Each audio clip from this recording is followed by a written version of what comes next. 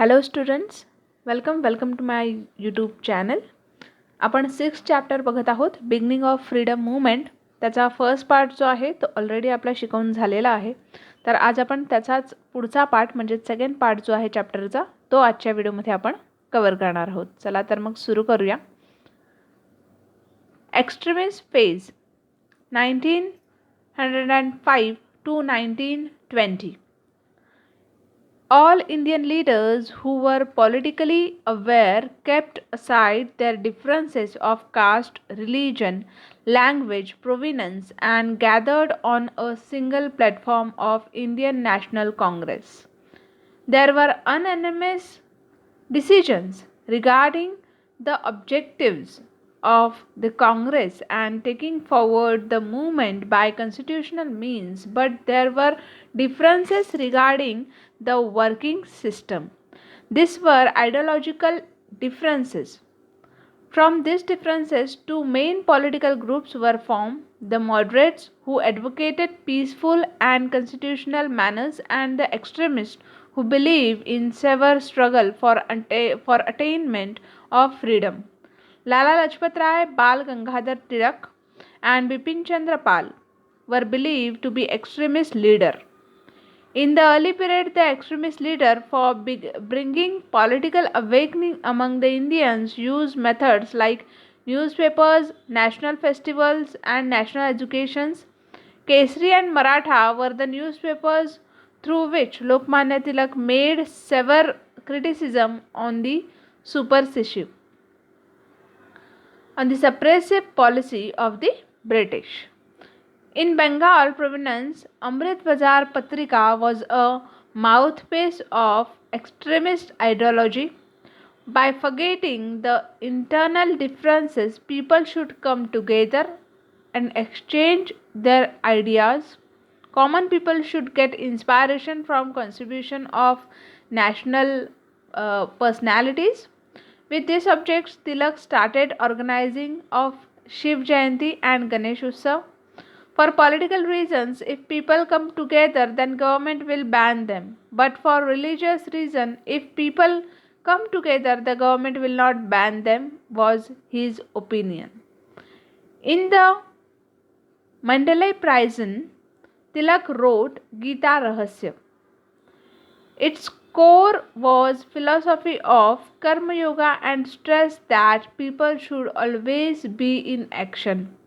The extremist leader established education institutions for creating a generation concerned about own language and tradition.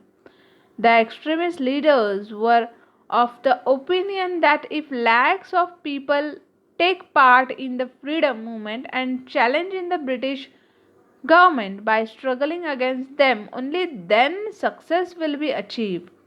They anonymously believed that the movement should be made more several. But they did not adopt the means of armed revolution, rather, instead, for an extensive public agitation. The moderates laid the foundation of freedom movement and the extremists carried forward the movement. आता इथे आपल्याला काय सांगितलंय की 1905 ते 1920 या दरम्यान हे एक्स्ट्रीमिस्ट जे युग होतं ते आपल्याला पाहण्यात आलं होतं. म्हणजे एक्स्ट्रीमिस्ट जो फेज होता तो आपल्याला या दरम्यान पाहायला मिळाला. राजकीयदृष्ट्या जागृत असलेले भारतीय सर्व नेते जात, धर्म, भाषा, प्रांत हे सर्व भेद बाजूला सारून राष्ट्रीय सभेच्या व्यासपीठावर एकत्र येत होते आणि राष्ट्रसभेची उद्दिष्टे आणि योग्य त्या मार्गाने चळवळ पुढे नेण्यावर त्यांचे एकमत असेल तरीही कार्यपद्धतीबाबत त्यांच्यात मतभेद होते. हे मतभेद तात्विक स्वरूपाचे होते. राजकीय चळवळीतील या मतभेदांवरून दोन प्रमुख राजकीय गट असे तयार झाले. शांततेच्या मार्गाचा पुरस्कार करणारे ते मावळ आणि स्वातंत्र्यासाठी अधिक तीव्र संघर्ष केला पाहिजे असे म्हणणारे ते जहाल, असे दोन गट पडले. लाला लजपत राय, बाळ गंगाधर टिळक, बिपिन चंद्र पाल हे जहाल पुढारी मानले जातात. सुरुवातीच्या काळात जहाल नेत्यांनी भारतीयांमध्ये राजकीय जागृती घडवून आणण्यासाठी वृत्तपत्रे, राष्ट्रीय उत्सव आणि राष्ट्रीय शिक्षण या मार्गांचा अवलंब केला. केसरी, त्याचप्रमाणे मराठा हे जे न्यूजपेपर आहेत, त्या न्यूजपेपरमधून लोकमान्य टिळकांनी सरकारच्या दडपशाहीवर टीका केली. देन बंगाल प्रांतात अमृत बाजार पत्रिका हे जहाल मतवादी विचारांचे मुखपत्र होते. आपापसातील भेद विसरून लोकांनी एकत्र यावे, त्यांच्यात विचारांचे आदानप्रदान व्हावे, देवाणघेवाण व्हावे, राष्ट्रपुरुषांच्या कार्यातून सामान्य जनतेला प्रेरणा मिळावी, या हेतूंनी टिळकांनी शिवजयंती आणि गणेशोत्सव हे सण साजरी केले. राईट. त्याच्यानंतर बघा आपल्याला काय सांगितलं आहे की राजकीय कारणासाठी हे लोक एकत्र आले तर सरकार त्यांना बंदी घालेल, बरोबर. पण जर धार्मिक कारणासाठी रिजनमधून म्हणजे धार्मिक कारणासाठी जर ते लोक एकत्र आले तर सरकार त्यावर बंदी घालू शकत नाही, असं यांचं मत होतं. आणि टिळकांनी मंडालच्या तुरुंगात गीता रहस्य हा ग्रंथ लिहिला. त्याचा गाभा कर्मयोग होता, म्हणजेच त्याचं मूळ जे होतं ते कर्मयोग असून लोकांनीही कृतिशील राहावं असं त्यात आपल्याला सांगितलं जातं. स्वभाषा, स्वसंस्कृतीविषयी प्रेम, आस्था बाळगणारी पिढी निर्माण व्हावी यासाठी जहाल नेत्यांनी शिक्षण संस्था स्थापन केल्या. लक्षवधी लोकांनी स्वतंत्र चळवळीत भाग घेऊन सरकारला आव्हान देऊन संघर्ष केला तरच यश मिळेल असे या जहाल नेत्यांचे मत होते. चळवळ अधिक तीव्र करावी यावर त्यांचे एकमत होते, पण त्यांनी सशस्त्र बंडाची भूमिका न घेता व्यापक जनआंदोलन उभारले पाहिजे असे आग्रहाने प्रतिपादन केले. आणि मवाळांनी स्वतंत्र चळवळीचा पाया घातला आणि जहाळांनी ही चळवळ पुढे नेली. त्याच्यानंतर बघा, in 1897 in Pune, the epidemic of plague had spread on a large scale. पुण्यात काय झालं? 1897 मध्ये प्लेगच्या साथीचा हाहाकार उडाला. Hundreds of people died due to it. शेकडो लोक मृत्युमुखी पडली. An officer named Rand was appointed. आणि त्यावेळेस रँड या अधिकाऱ्याची तिथे या साथीच्या आजाराला आटोक्यात आणण्यासाठी त्याची नेमणूक करण्यात आली, त्याची निवड करण्यात आली. द प्लेग पेशंट वर सर्च आउट अँड अप्रेसिव्ह मेजर्स वर adopted. As a revenge the Chapekar brothers assassinated Rand. The government tried to connect relation of Lokmanya Tilak with this conspiracy. आता प्लेगची रोगी शोधून काढण्यासाठी झडत्या घेण्याचे सत्र जे आहे ते सुरू झालं आणि लोकांवर जुलूम जबरदस्ती केली. याचा बदला म्हणून चाफेकर बंधूंनी रँड जो होता त्याचा वध केला, त्याला मारून टाकलं. सरकारने टिळकांचा या कटाशी संबंध आहे असं संबंध जोडायचा प्रयत्न जो आहे तो केला. After being unsuccessful the government imprisoned Tilak with revenge. आणि त्यात त्यांना अपयश आले तरीही सरकारने सूडबुद्धीने लोकमान्य टिळक यांना तुरुंगात टाकले. Then partition of Bengal. आता बंगालची फाळणी बघा. The British decided to use the policy of divide and rule to create a rift between Hindu and Muslim community. Hindu आणि मुस्लिम समाजात फूट पाडण्यासाठी दुहेरी बीज जे आहे ते पेरण्यासाठी फोडा आणि राज्य करा, डिवाइड अँड रूल या नीतीचा अवलंब करायचे ब्रिटिशांनी ठरवले. आणि देन विसरी Lord Curzon contributed to it. Bengal was a very large province. To carry out the work of this province was difficult from administrative point of view. त्याच्यानंतर काय झालं तर तत्कालीन व्हॉइसरॉय लॉर्ड कर्झनने त्याला खतपाणी घातले. बंगाल हा एक मोठा प्रांत आहे आणि या प्रांताचे कारभार करणे प्रशासकीयदृष्ट्या अवघड असल्याचे कारण पुढे करून त्याने 1905 मध्ये त्याची फाळणी जी आहे ती जाहीर केली. बघा, carry out the work of this province was difficult from administration point of view. त्याने काय सांगितलं की प्रशासकीयदृष्ट्या याचं काम करणं हे अवघड आहे बंगालचं, आणि त्यामुळे हे कारण देऊन by putting up this reason in 1905 he declare the partition of Bengal province, आणि हे कारण पुढे देऊन त्याने बंगालची फाळणी केली. With this partition arrangement was made such that majority Muslims will remain in east Bengal, आणि मेजॉरिटीने काय ठरलं की मुस्लिम जे आहे ते ईस्ट बेंगॉलला राहावेत, west Bengal for Hindus, west बेंगॉलमध्ये हिंदूज राहावेत. The hidden strategy of the British was if the Hindu Muslim were divided due to partition then the freedom movement will be weaken. आणि हिंदू मुस्लिमांमध्ये जर फूट पाडली तर ती फूट पाडून स्वतंत्रता चळवळ जी आहे ती दुर्बळ करणे हा ह्यांचा याच्यामागे हेतू होता बंगालच्या फाळणीमागे. Then anti partition movement. आता वंगभंग चळवळ. There was public awakening against partition not only in Bengal but all over India. आता बंगालमध्येच नव्हे तर संपूर्ण भारतात फाळणी विरोधात जनमत जागृत होते. लोकांना माहीत होतं की भारताची फाळणी त्याच्या विरोधात होते, लोक भारताच्या फाळणीच्या विरोधात. 16 October the day of partition was observe as national morning day. 16 October हा फाळणीचा दिवस आणि राष्ट्रीय शोक दिन म्हणून हा दिवस पाळण्यात आला. Then all over India there were protest meetings to condemn the government's decision. आणि भारतात सगळीकडे निषेध सभांद्वारे सरकारचा निषेध केला गेला. Vande Mataram came to be sung everywhere. Vande Mataram हे गीत सर्वत्र गायले जाऊ लागले. त्याच्यानंतर as a symbol of unity Rakshabandhan programmes were held. आणि एकता हे दाखवण्यासाठी, एकेचं प्रतीक दाखवण्यासाठी रक्षाबंधनचा कार्यक्रम सगळीकडे घेण्यात आला. Students in large number boycotted government schools and colleges and participated in the movement. The leadership of this movement was in the hands of Surendranath Banerjee, Anand Mohan Bose, Rabindranath Tagore and such other leaders. The extent of Indian National Congress increased due to the anti-partition movement.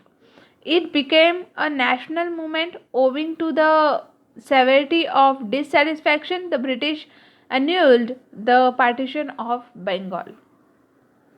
सरकारी शाळा त्याचप्रमाणे colleges, महाविद्यालयांवर बहिष्कार टाकून मोठ्या संख्येने विद्यार्थी या चळवळीत सामील झाले. वंगभंग आंदोलनाचे नेतृत्व हे सुरेंद्रनाथ बॅनर्जी, आनंद मोहन बॉस, त्याच्यानंतर रवींद्रनाथ टॅगोर इत्यादींनी केले. वंगभंग चळवळीचे भारतीय राष्ट्रीय सभेची व्याप्ती त्याने वाढली त्या चळवळीने आणि एक राष्ट्रीय चळवळ बनली. असंतोष, राग याची तीव्रता पाहून 1911 मध्ये ब्रिटिशांनी बंगालची फाळणी जी आहे ती काय केली, रद्द केली. ओके, 1911 मध्ये. Then 4 point programme of Indian national Congress. आता राष्ट्रीय सभेची 4 सूत्र बघा. Gopalkrishna Gokhale was the president of Indian national Congress session of 1905. 1905च्या राष्ट्रीय सभेच्या अधिवेशनाचे अध्यक्ष कोण होते, तर गोपाळकृष्ण गोखले हे होते. He supported the anti partition movement. त्यांनी अँटी पार्टिशन मुवमेंट जे आहे म्हणजे वंगभंग आंदोलन आहे त्याला पाठिंबा दिला. Dadabhai Naoroji was the president of 1906 session. 1906 साली कोण होते या अधिवेशनाचे अध्यक्ष, तर दादाभाई नवरोजी होते. For first time he pronounce the word Swarajya from the stage. In his presidential speech he gave the message that remain united, try sincerely and fulfil the aim of Swarajya. 1906 मध्ये 6च्या अधिवेशनाचे अध्यक्ष दादाभाई नवरोजी होते आणि व्यासपीठावरून दादाभाई नवरोजी यांनी स्वराज्य शब्दाचा सर्वप्रथम उच्चार हा केला होता. अध्यक्षीय भाषणात त्यांना एकजूट करा, नेटाने प्रयत्न करा आणि स्वराज्याचे ध्येय साध्य करा, म्हणजेच आजचे लक्षावधी बांधव हे दारिद्र्य, उपासमार आणि रोगराई यांना बळी पडत आहेत, त्यांना वाचवता येईल असं त्यांनी लोकांना सांगितलं. The aim try sincerely and fulfil the aim of Swarajya. so that today will be able to save lakhs of people suffering from poverty, hunger, disease, and India will get respectable position among developed country. आणि भारताला एक respectable एक मानाचे स्थान सगळ्या कंट्रीजमध्ये मिळेल. Then in the same session, Swarajya, Swadeshi, National Education and Boycott, this 4-point program was unanimously accepted by the Indian National Congress. Due to Swadeshi movement, we will be self-sufficient. To follow the path of Swadeshi, we need to bring together capital, resources, then manpower and such other forces, and from this the benefit of the country could be achieved. It was decided that boycotting of foreign goods is the first step and boycott of foreign rule will be the next step. Then due to boycott we will be able to attack the roots of British imperialism was the opinion of same of the leaders. आणि आता इथे त्यांनी काय सांगितलंय की स्वदेशी चळवळीमुळे आपण स्वयंपूर्ण आणि स्वावलंबी होऊ. स्वदेशीच्या मार्गाने जाण्यासाठी आपल्याला आपल्या देशातील भांडवल, साधन सामग्री, मनुष्यबळ आणि अन्य सर्व शक्ती आपल्याला एकत्रित कराव्या लागतील आणि यातूनच आपल्या देशाचे हित आपल्याला साधता येईल. परदेशी वस्तू आणि मालावर बहिष्कार ही पहिली पायरी आहे, तर परदेशी राजवटीवर बहिष्कार ही दुसरी पायरी असेल. बहिष्कारामुळे ब्रिटिश सरकारच्या मुळावरच आता घाल घालता येईल असे नेत्यांचे मत होते. देन डू यू नो, आता तुम्हाला माहिती आहे का गोपाळकृष्ण गोखल्यांबद्दल दिलं इथे. Gopalkrishna Gokhale founded the Servants of India Society in 1905 to create love for the country, teach them sacrifice of self-interest, differences between religion and should be destroyed, and to create social harmony. Spread of education were the main objective of Servants of India Society. Gopalkrishna Gokhale यांनी 1905 मध्ये भारत सेवक समाजाची स्थापना केली. लोकांमध्ये देशभक्ती निर्माण करून स्वार्थ त्यागाची शिकवण देणं, धर्म आणि जाती यांच्यामध्ये विरोध नष्ट करून समाजातील सखोल निर्माण करणं, म्हणजेच आपण म्हणतो ना एकत्रित एकजूटपणा जो आहे तो निर्माण करणं, शिक्षणाचा प्रसार करणं आणि भारत सेवक समाजाचे मुख्य हे उद्देशच होते. बरोबर. त्याच्यानंतर differences between moderates and extremes. आता जहाळ आणि मवाळ नेत्यामध्ये डिफरन्सेस बघा. The difference between the ideologies of Indian national Congress rose to great extent in the Surat session 1905. 1907 सालच्या सुरत अधिवेशनात राष्ट्रीय सभेतील जे विचारसरणीतील मतभेद जे होते ते विकोपाला गेले. The moderates were trying to keep aside the resolution of Swadeshi and boycott.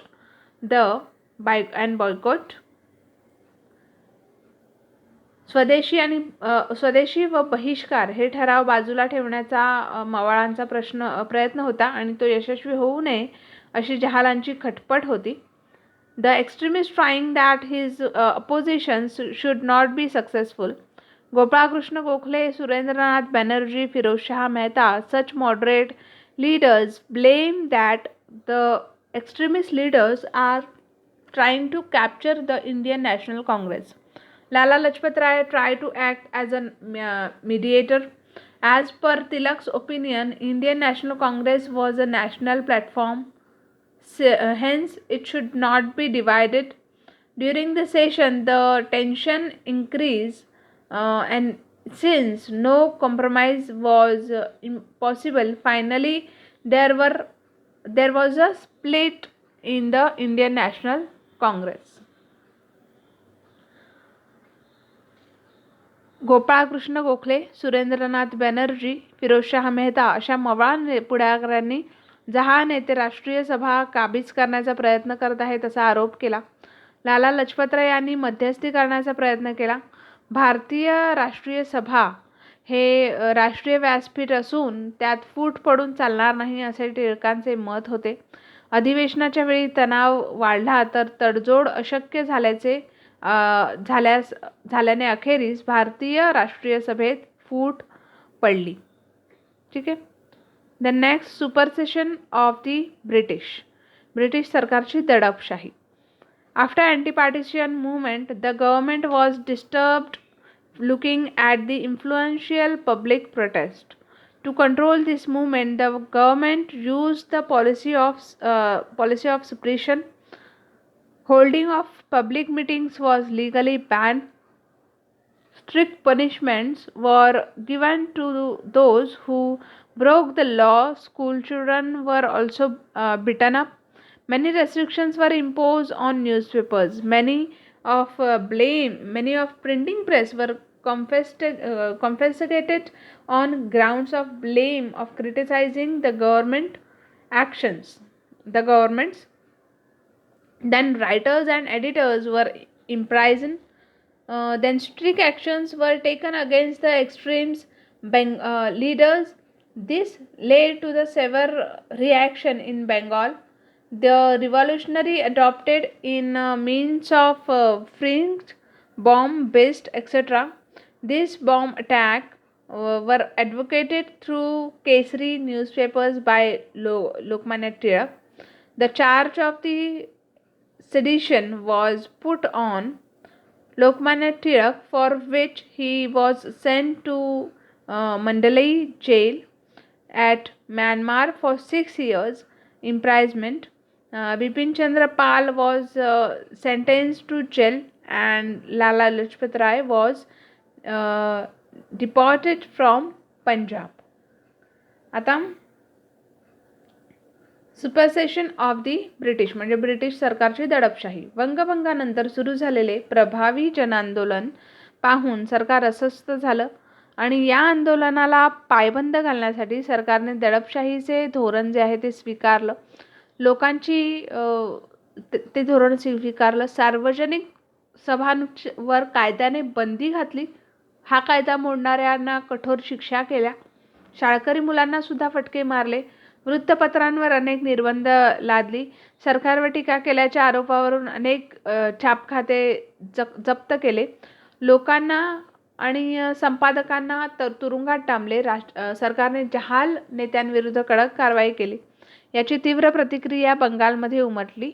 क्रांतिकारकांनी गोळीबार, बॉम्ब हल्ले करणे हे मार्ग पत्करले आणि या बॉम्ब हल्ल्याचे समर्थन केसरी पत्रातून करणाऱ्या लोकमान्य टिळकांवर राजद्रोहाचा आरोप ठेवून त्यांच्यावर 6 वर्षे म्यानमार येथील मंडालेच्या तुरुंगात त्यांना पाठवले.